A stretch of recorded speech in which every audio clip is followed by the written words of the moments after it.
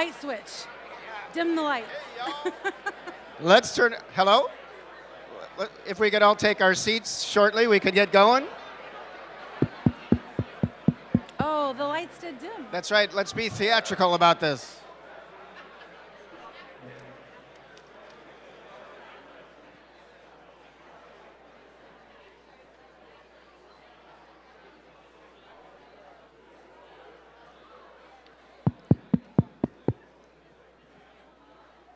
In about 10 seconds, we are back. 876. Welcome back to the Mayoral Forum. I'm Bernie Schoenberg. We have Treasurer Misty Buscher and Mayor Jim Langfelder running for mayor. And I did get some audience questions, so thank you. And a combination of mine and theirs will take up the rest of the time. So the next question starts with Mayor Langfelder. And this is kind of a combination of something I've had, but also one of the outside questions. Gambling machines have become prevalent in Springfield bars and restaurants. Is this a good thing, and should the city seek to have a land casino built here? With regards to video gaming, and specifically, nobody saw the proliferation, but it brings in great revenues to rebuild our roads, moving that direction. With the casino, what we need is a casino license, and it allow the city council to make the determination whether or not a casino is the right fix. So when we had the difficult discussion about the Wyndham, that's why I brought the proposal to the table, is to have options. And so what we want is the legislature to give the capital city the right to have a casino if they so choose and be the city council. But people, some history here, it's my understanding that we'd have to have a referendum first. But most importantly, we want to make sure that we have the ability to have a licensed casino if it deems necessary for the city of Springfield. But it could be a viable asset to have, especially when you're dealing with the Wyndham Hotel. It's a 400-unit hotel. It's zoned right now, so everybody understands, for 200 apartments, 200 hotel rooms. But they cannot get financing. We were just on a call with the SSGA, the developer, trying to get financing on the hotel side, and that's the challenge, and we'll be talking to community banks about this particular situation to see if we can get the financing. But I believe a casino, at least we have that option to give us flexibility to prove if we want to exercise it and it makes sense, we'll do it. Okay. Treasurer Buscher. As far as the gaming facilities we have now, we need to honor the licenses we've issued. People are paying their bills off of owning and operating those, so we need to honor that. As far as the casino goes, in 2019, our Governor Pritzker, he allowed 6 municipalities, 6 cities, the license to have a casino. Those cities lobbied for years to our legislators and our governor to get those licenses. To my knowledge, Springfield has not started lobbying yet for that. It takes time. I do not think a casino belongs downtown at all. 2 of the cities that got those casino licenses, Aurora and Joliet, originally thought they were putting the casinos downtown and have moved them to the outskirts of town. It's not where the casino belongs. So we need to have a healthy, proactive discussion with our citizens to see if our citizens support a casino. I can honestly tell you, just knocking on doors, talking to people in my campaign, it's about 50-50 right now. Half of our citizens like it, half do not. As a mayor, what you want doesn't matter. You represent the citizens of your community, and you represent the employees at the city. Those are the 2 interests you take to heart, not your own personal interest. So I would have a healthy, proactive discussion with our community. If it's what the community supports, then we have to lobby for that.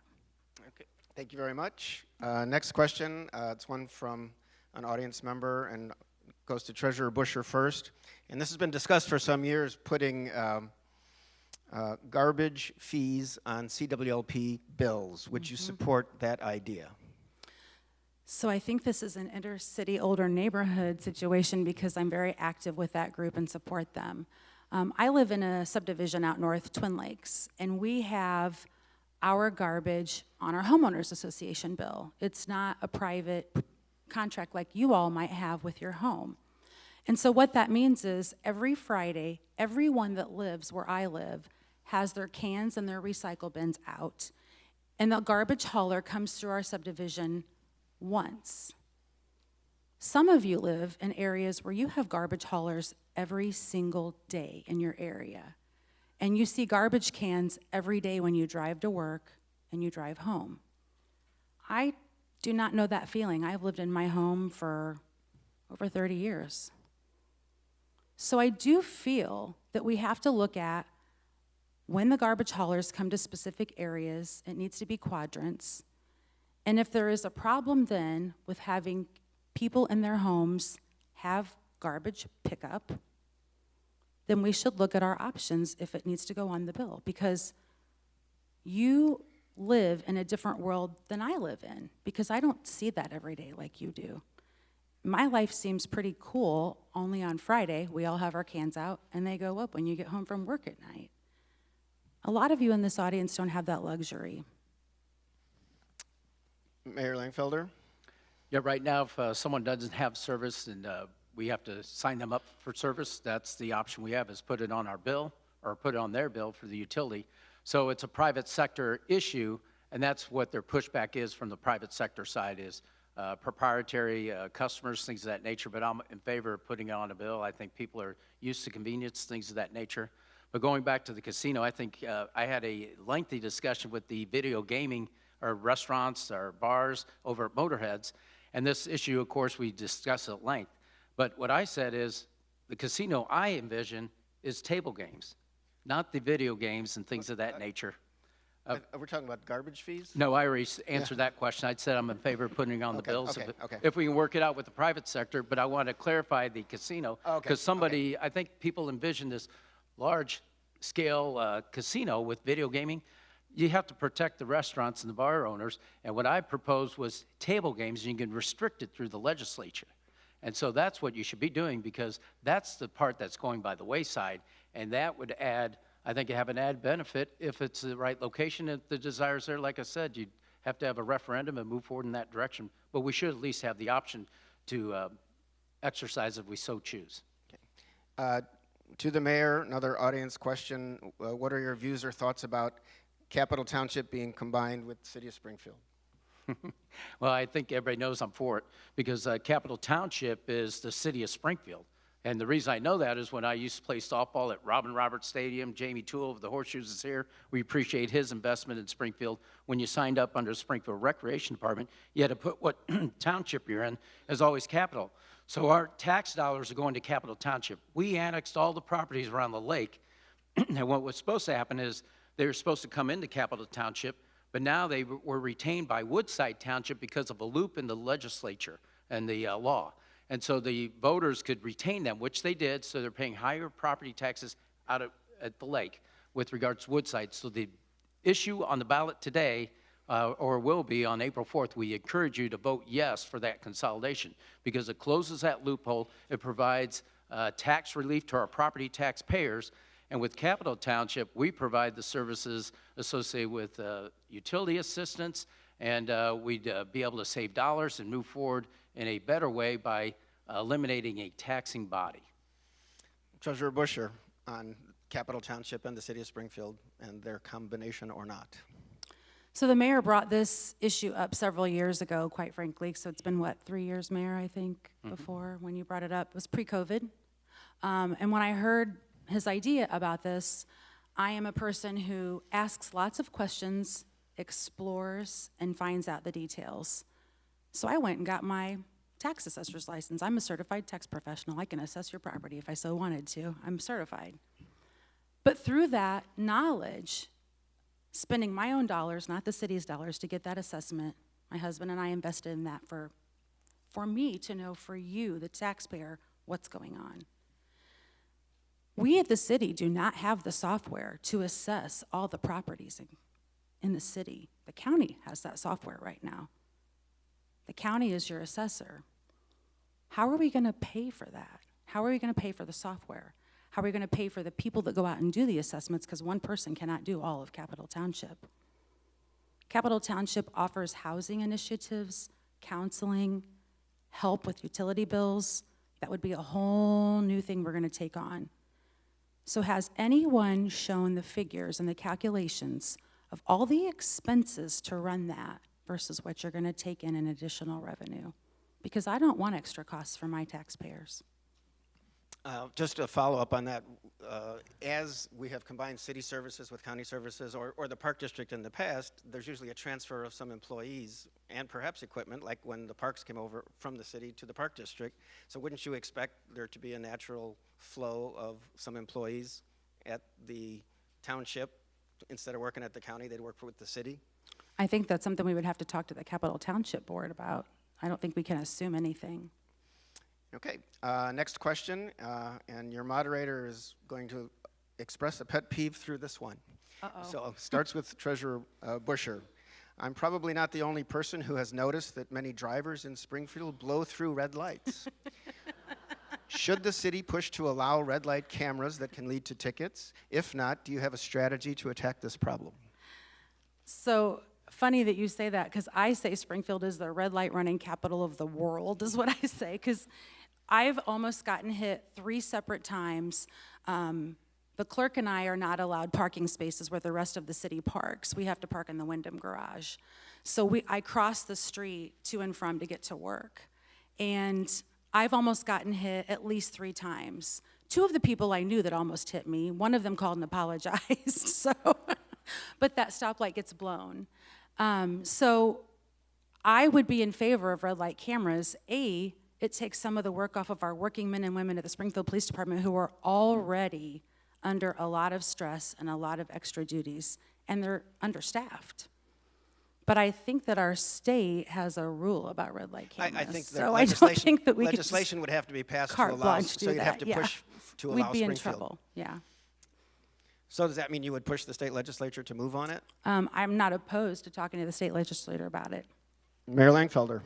Yeah, first on closure on the Capital Township issue, the voters voted, I think it was 90% to consolidate with the county, but they haven't consolidated. So that's that. So we would work with the county to make sure it's done effectively. With regards to red light cameras, it has to be approved by the legislature. Would we support it? Sure, if it's a law. But really what we get complaints about, especially the city council members, so I'm sure it's coming from the general public, is speeding. So in this year's budget, we've allocated $200,000 for digital data collecting speed limit signs. If you want to see one, you can go on 11th Street or Leland Grove. I think they have one across from their city hall there. And it's digital, it'll collect the information. So what we would do is allow council members to put up, I think we have 4 per ward. They put it up in streets that they think that speeders are happening. We'd be able to collect that information. Then they're mobile, you can move them elsewhere. Then you can deploy police if it's chosen that that is a speed area to make sure you're doing proper enforcement. So you're using data to really deploy the assets that you have within your community to keep our community safe and neighborhoods safe. Thank you. This next question goes to the mayor first. And I know that there are some things in the works looking at this, but should on-street parking remain free downtown forever, or do you want to use parking meters, and if so, what kind of meters? Well, we get to the point with meters, it has to be convenient, so they have to accept credit cards, they have GPS readers, so you understand what is available for mapping, because one of the myths downtown, there's no parking. Well, just come downtown and you look around. There's parking available, but I think people don't have that understanding. So we need to do a better job keeping our surface lots and activating those. But with regards to meters, will they come back? They'll come back when the need is for our retailers, because parking enforcement is to move traffic downtown. It's for our retailers and restaurants, so they have customers that can park and support their businesses. So with the state of Illinois being out or largely remote, that need hasn't arisen. So we'll continue to assess the situation, but we do have a downtown plan, again, with the medical community, thanks to DSI that's shepherding that, and other investors, city and I think Land of Lincoln Community Foundation. But one of the plans is how does this infrastructure integrate between downtown and the medical community, traffic patterns, so that will be part of that discussion and working together to make sure we have a viable solution. But nothing's going to take place until we actually have that need to start moving the traffic again. Okay, so it's a little up in the, okay. Right, we're assessing it, so. Treasurer Busher, on meters or not? Yes, sir. This is a public debate the mayor and I had many years ago. Pre-COVID, the administration was going to spend over $1 million buying new parking meters. And I did not see where that was beneficial to spend that kind of money on parking meters. Thank God we did not, because then we had the pandemic. And the pandemic has changed how our workforce works from now till forever. People want hybrid work environments. People want to work from home. You are going to have state workers who will work from home from now on. I have a neighbor that works at Illinois State Police. She hasn't been to work since the pandemic. She's allowed to work from home now. So your downtown dynamic has changed because the types of workers that are downtown are less. If it were up to me, I would look at the parking zones, and what a zone is if it says it's 2 hours, 3 hours, 4 hours, however long you can be there. Make sure the zones are appropriate for the businesses that are there at this time. I would take out the meters. I would not buy new meters. It would be free to park on the street, but I would increase the price of the parking ticket. We have people who work downtown who abuse the free parking that's down there because it's cheaper to try and roll the dice and see if they only get 1 or 2 parking tickets at $10, $20. One's $10, the second one is $10, $20. Costs at least $30 to have a parking space downtown for the month. So it's cheaper for them to get the tickets. If you make the ticket hurt, the people who work downtown will not take those spaces and they'll be available for the people coming to visit. Thank you very much.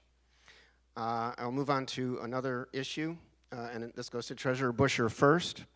How do you view the current status of race relations in Springfield, and how will you work with groups including the NAACP, ACLU, Faith Coalition, and Black Lives Matter Springfield?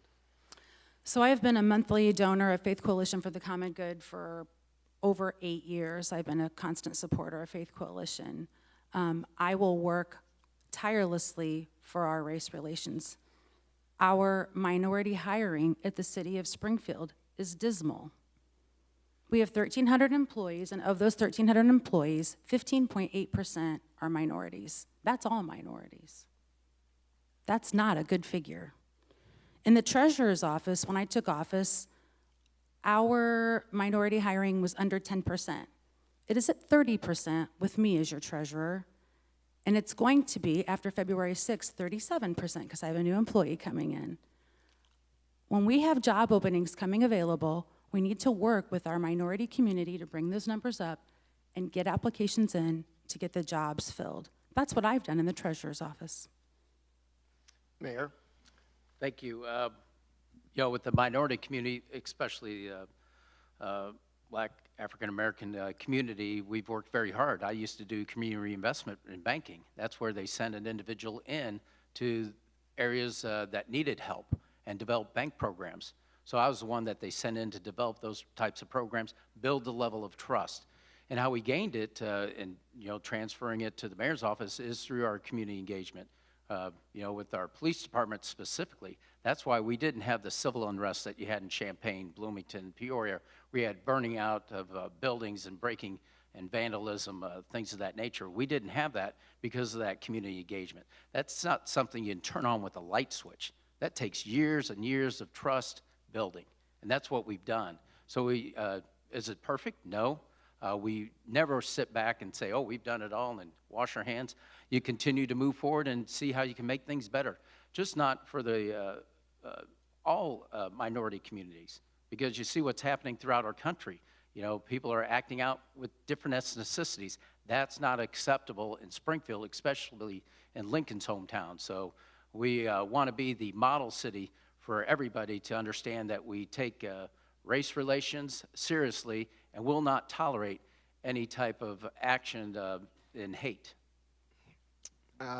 This next one starts with the mayor, it's about infrastructure. Is the city on the right track on infrastructure, including upgrading old sewers and roads, while also advancing new development? We're on the right track, but unless your road's done or your sewer's taken care of, it's not the right track. There's 60 plus miles roads, that's just the chip and oil roads, but it's immense, the amount of miles and miles of sewers and roads that we're doing. So I'll give thanks to Mike Houston, former Mayor Mike Houston. Actually, he put together the infrastructure plan that continued, but we built on that and continue to fund the program where we're putting in, I think it's over $15 million a year.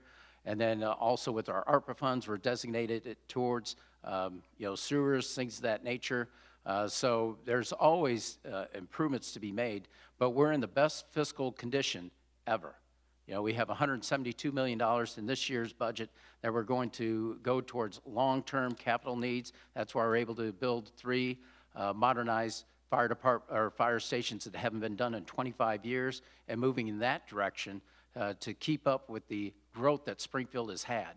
And we're finally catching up. In this year's budget, just to give you a point of reference, usually it's 80% personnel. This year's budget is, on personnel, it's about 55%. So that tells you the amount of capital that we're expending because of our good fiduciary management of, and that's just corporate fund dollars, and then with a $60 million fund balance, but we do have ARPA dollars that we're dispensing as well.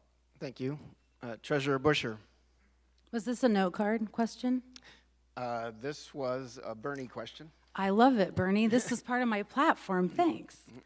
We didn't collude, did we? Did we have coffee? I don't I think think we so. did with the unions. Anyway, infrastructure is important to me. Infrastructure has been ignored in our community for way too long. We've been having ward meetings for 8 years now, and every ward, every year, says, our streets have potholes, they're a mess. Our sewers have a mess, whether it's storm sewers or whether it's the sewage sewer. People want those things fixed. It's fundamental issues. When we received the first round of ARPA money in 2020, American Rescue Plan Act, sorry about that, dollars from the federal government, I sent an email to the budget director, the public works director, and the mayor, and I said, I'm not a voting member of the city council, but I want to have my voice heard now. The majority of this money needs to be spent on our sewers. They are a mess all over the city. We are at, according to the budget kickoff last night, a place where we have a lot of additional revenue. And the budget director talked about how we're spending down that additional revenue this year. And I brought with me the planned use of corporate fund balance spend down. I don't see streets, I don't see sewers. So we have all this money, but we're not fixing our problems. I wouldn't do that as your mayor. For the next question, I will move on to something political, to Treasurer Busher first. Candidates for city treasurer are Deputy Treasurer Colleen Redpath-Fager, City Budget Director Bill McCarty, Park District Trustee Lisa Badger. Are you taking sides in that race, and will you endorse in contested races for City Council? So clearly, Colleen Redpath-Fager is my deputy treasurer. Colleen's worked at the city for 20 years, so she was there way before I was there. But I'm one of those people, when I see good people in city government, I look at promoting them. If you talk to my office staff, not just Deputy Fager, some other staff is here as well, I promote my staff. I give them the promotions they deserve and need because they're hardworking people. So I saw Colleen working in a different department, and I knew she was capable of more. So I brought her on, and I thought the intention would be I would be the treasurer for 8 years, and if she wanted to run, then she could. But my leadership skills took over, and I'm running for mayor. So I do say that Colleen is my choice, and she will. I did say I would only say I would vote for myself, but I'm going to vote for Colleen. I will tell you And will you, are you taking sides in aldermanic races also? I am close to a lot of people in the aldermanic races, and I'm close to some that are uncontested, which is great as well. So I don't know that I'm going to do public endorsements. I've never, and I'm 52, never endorsed anyone ever in my life, so I don't know why I would start now. But. Mayor Langfelder. Yeah, with regards to Director McCarty, I don't hold people back, and I understand the reason he wants to seek the office of treasurer. He has ambitions and a direction in life that he'd like to take. Selfishly, I hope he remains OBM director, right? Because that means I win and he wins and we all win. But with regards to equal opportunity with Lisa Badger, You know, she brings her own credentials with regards to serving the Park District, has been very active with Comer Cox Park and understands the importance of working with government entities and serving the public, moving that direction, as I'm sure Colleen Fager being in the office does as well. So, you know, I think what I encourage everybody to do is know the candidates that are running. Because, you know, we talked about other votes that have been taken. There's what's frustrating is when you vote for somebody and they get in office, you go, who did we just vote for? And so that's why it's important to really understand the direction that you want to take as a community and move forward in that direction. And you really want an individual that's going to stand up for your moral values and what you want to see in your community, whatever office they seek.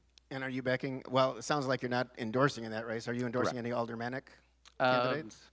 Well, of course, yeah, I will be in certain races. I think it's important what we've seen at the city council. I mentioned initiatives that have been blocked. I think there's a clear understanding of special interests that understand the importance of a voting block that blocks initiatives that should be going through. So there will be some city council races that I may get involved with, just for that perspective. Sounds good. I will now present you, Mayor, with a question from the audience. Why are the visual and performing arts important to a community? He asked at the Hoagland Center. And how will you support the arts in Springfield during your administration? Well, we've supported the arts, and this is a great venue. I think this was done under you know, Mayor Hacera at the time, and you know, the state of Illinois that provided finances to make this happen, this gem. But it's important that my mom was a Illinois artist, so I understand the importance of it. You know, whether it's the music, we talked about the Levitt concert series, and how do we integrate what's in this walls and bring it out to the plaza and over to the Y Block and really integrate the arts in its entirety. We've partnered with the Arts Council with Sheila Walk and helped provide Mayor's Awards for the arts. She's done a great job with First Night Springfield. The Springfield Art Association, we've helped support the Visual Arts Center. If you have not been there, you should go to Enos Park and take a walk through. That's where they teach you how to do stained glass window, jewelry making, glass blowing, things of that nature. And then, so we are partnering. We're doing Fido's Puppies. Finally, Kayla, thank you for your efforts to really accentuate how do you integrate Lincoln's story through the arts, as well as artification downtown. We've done murals on Clear Lake. We've, you know, in downtown as well. So the arts are very important in many different facets because it brings our community together, and that's what the Levitt Concert Series stands for, bringing different individuals together, regardless of your ethnicity or income level, through music. And that's what we've done on the Y Block, and we'll continue to accentuate that throughout Springfield. Treasurer Busher. The arts are very important. If anyone knows me, I am not athletic. So if it wasn't for the arts in school, I wouldn't have had anything extracurricular I could have participated in, whether it be choir, the plays I was in high school. So the arts are very important, not only to our students, but to our adults. Not everybody wants to play basketball at the Y. Some people would rather be in a play like me. I support the arts as an individual. I sponsor a lot of our ballets from my own pocket, my own personal checkbook. We have a daughter who competitively danced, and I support dancers. I donate. I donate to Levitt Amp. It's important to me that we support our students and our adults who want to put on performances, whether it be musical, dance, plays, because that is something for our public to come see, and it gives someone something to do with their interests. Okay. New question to you, Treasurer Busher. Just, I know there is some ARPA money this year, but in general, there's usually not free money coming into the city. But if $10 million dropped out of the sky to help the city, what would you use it for? I would hire police officers so that we were fully funded so I could have 11 neighborhood police officers. I want 11 NPOs, one for each ward, one for downtown. After that, because I want public safety, after that, I would use it for sewers and streets, and I would put people to work on our sewers and streets. Mayor Langfeld, oh, by the way, could you get that done without the 10? I mean, is that something you're going for anyway? The sewers and streets are way more than 10 million, so I would be tapped out after a while. The NPOs. Oh, the NPOs? Neighborhood police officers. Yes. So that would be in your longer range plan. Once we're fully staffed, that is something I think we should go to. We are not fully staffed, and it'll be a while to be fully staffed. Mayor Langfelder on the 10 million free money. Yeah, the reason I chuckle is that was one of our ward plan meeting discussions. That was the question we threw out there.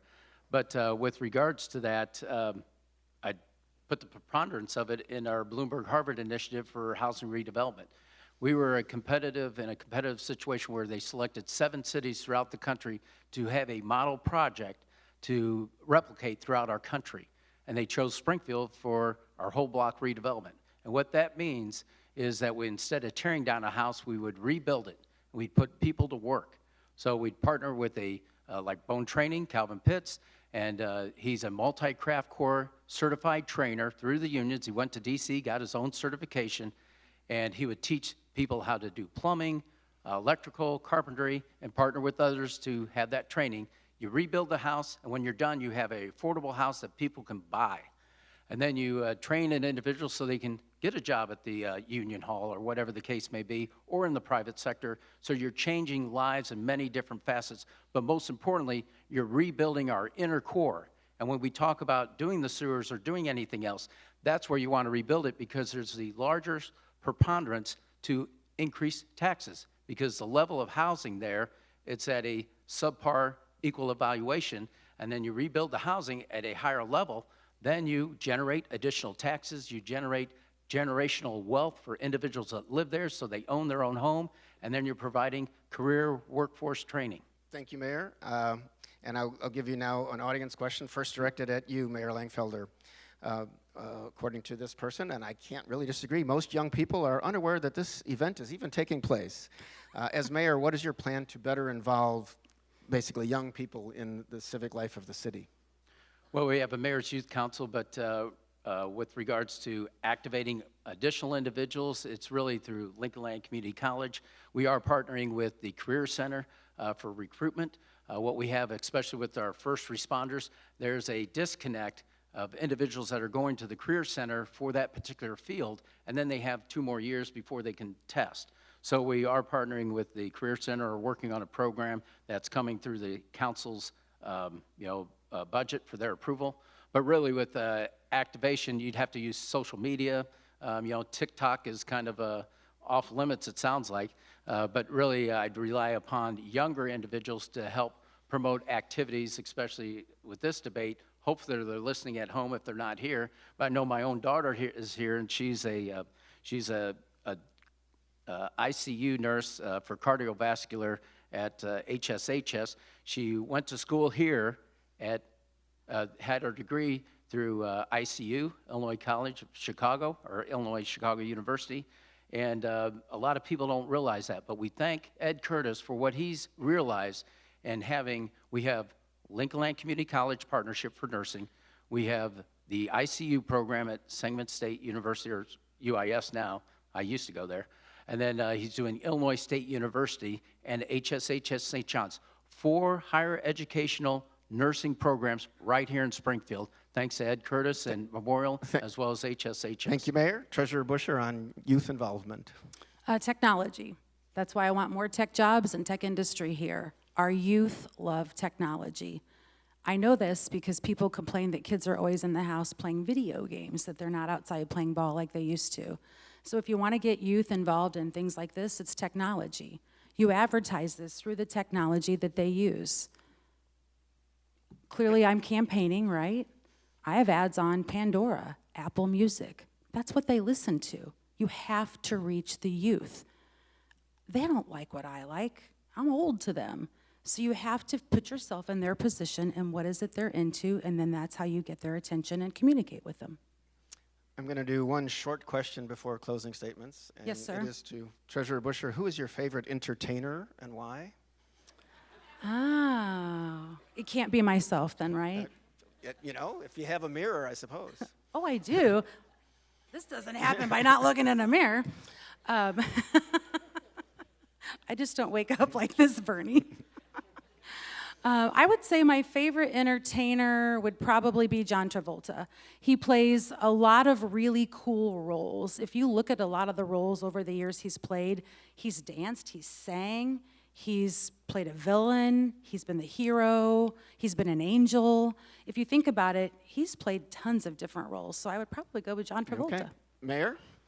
Yeah, as far as theatrics, it's hard to pinpoint one person, but Tom Hanks would be my favorite actor role with regards to his diversity or his ability to take on multiple roles with regards to that. And so it'd have to be Tom Hanks, but there's a lot of great musicians, things of that nature.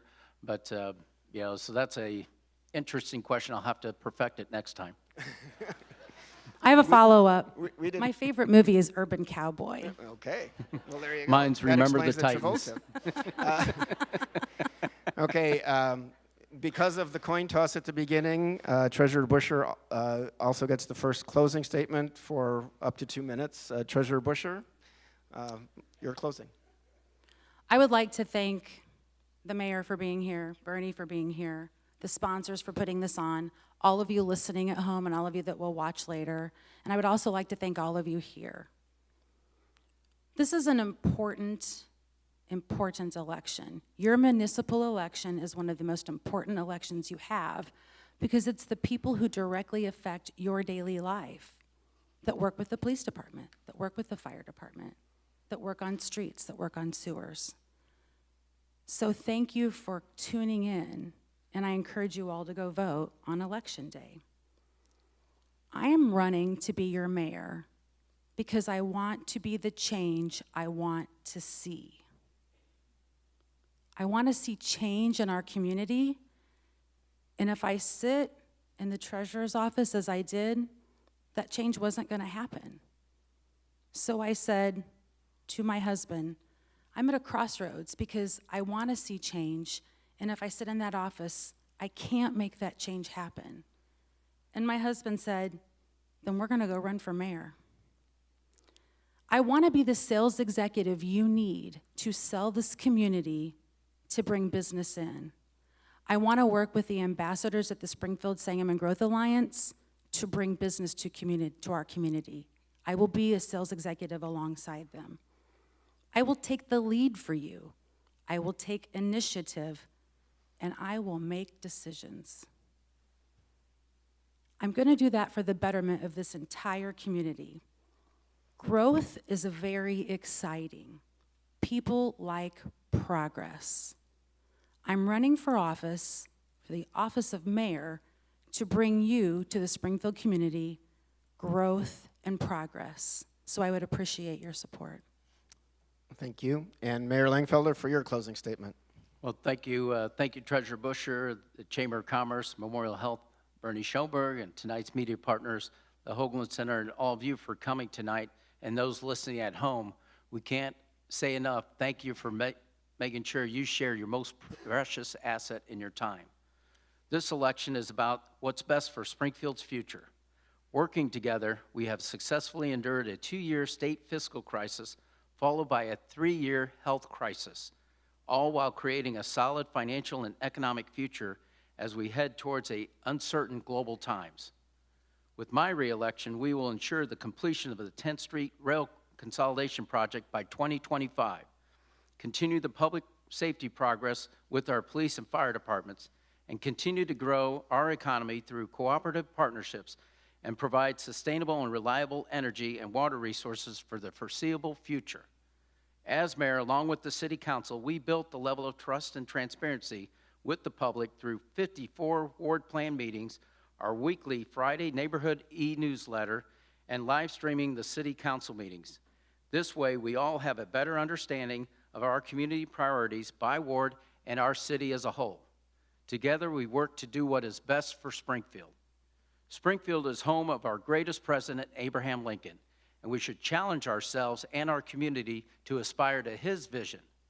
Under a Langfelder administration, Springfield will continue to strive to be the model city, especially for race relations, economic development, citywide line power, and most importantly, trust in your city government.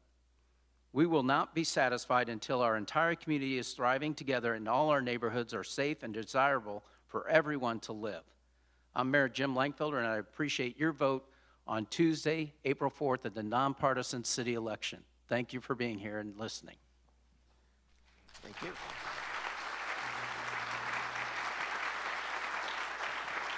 First of all, thank you, Treasurer Busher, Mayor Langfelder. Thank you. And a special thanks once again to Bernie. I think they all did a great job. Please give them another round of applause.